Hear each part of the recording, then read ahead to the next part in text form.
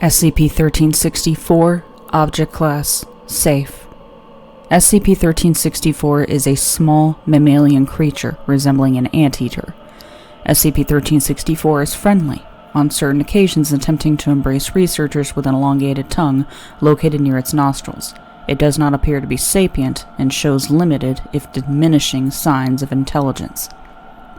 SCP-1364 has extremely poor endurance and mobility, depending on its current state.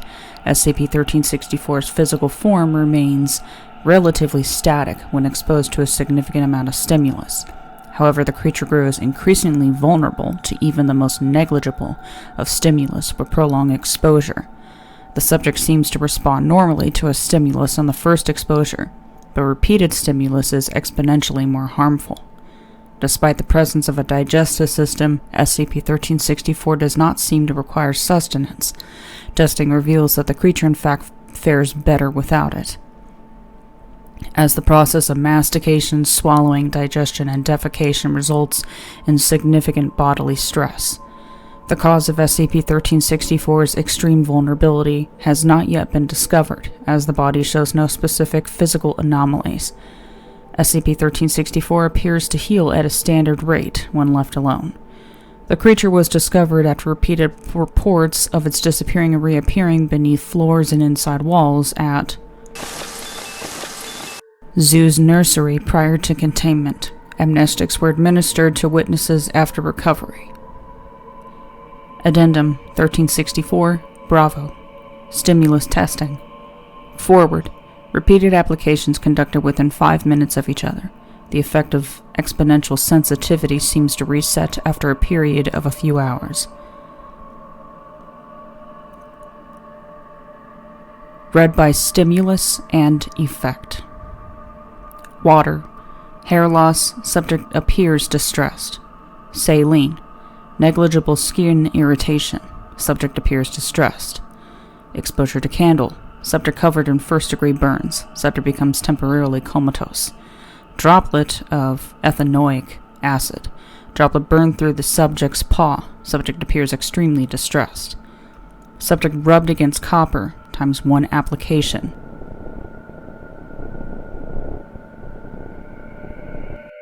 Subject dropped lightly on natural rubber surface. No noticeable physical effect.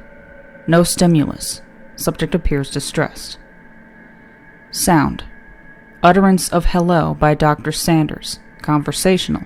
×3 applications. No noticeable physical effect. Subject appears distressed. Utterance of hello by Dr. Sanders. Voice raised. ×3 applications. Discharge of blood from ear canal. Subject appears distressed. Light. Daylight, 10 hours. No noticeable physical effect aside from very mild skin irritation. Fluorescent office light, 8 hours. Subject appears disoriented, eyes closed tightly. Aimed floodlight, 2 hours. Light appears to pass through the subject in certain places. In these spots, the skeletal system of SCP-1364 is clearly visible, as are the circulatory system and some internal organs. Hair appears to glow white. Subject appears to levitate until the light is switched off. No physical damage can be noted aside from negligible burns. Arc lamp, 1 hour. Similar results as previous, although all internal structure of SCP-1364 is completely visible. Beam at 30 billion candle power, 45 seconds. Subject appears to disappear while the light is working. Personnel equipped with welding goggles attempted to make physical contact with SCP-1364 are unsuccessful. SCP-1364 is found on the inside of the cell wall and was clearly visible when the power from the light is removed. Note: further physical tests are not recommended, although research is currently underway regarding the cause of the particular transmogrification during the copper testing. Special containment procedures.